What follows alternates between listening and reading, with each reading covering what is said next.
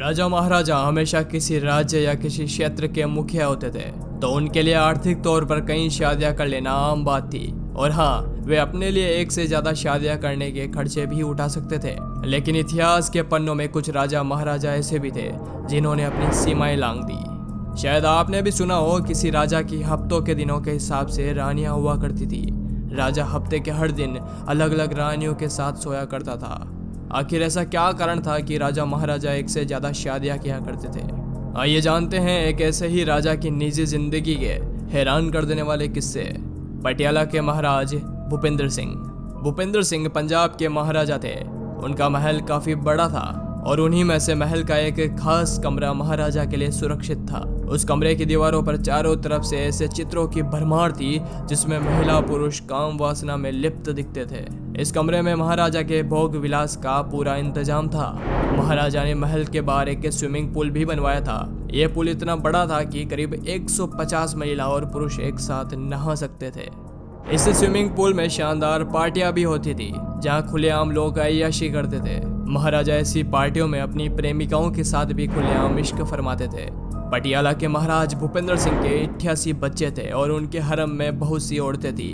उनके बारे में कहा जाता है कि साल में एक बार वह अपने महल में निवस्त्र होकर परेड करते थे ताकि वह अपनी सभी रानियों को सुनिश्चित कर सकें कि वह जीवित हैं और पूरी तरह से स्वस्थ हैं। भूपेंद्र सिंह ने अपने जीवन काल में 10 वैध विवाह किए और 300 से अधिक दासियां अपने सुख के लिए नियुक्त की, जिनसे उनको 80 ज्ञात संतानें और कई अवैध संतानों के पिता बने।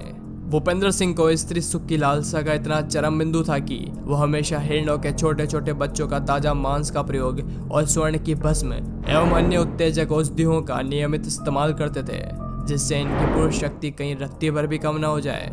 राजा भूपेंद्र सिंह के शौक बहुत बड़े थे।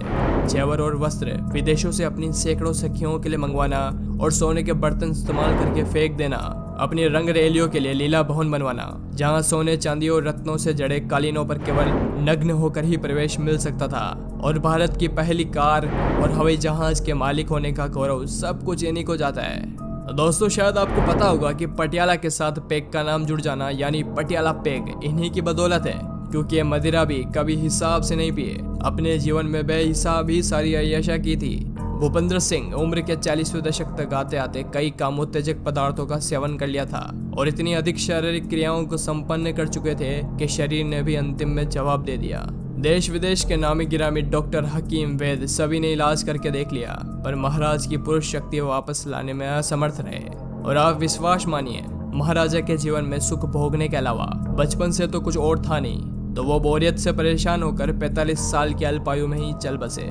इन्होंने 1900 से 1938 तक राज्य किया, और उस समय जब आपके और हमारे दादा परदादा 2 वक्त की रोटी के लिए चिंतित रहते थे, वहीं ये महाराज लाखों करोड़ों रुपए केवल अपनी दासियों को प्रसन्न रखने में यूं ही उड़ा दिया करते थे।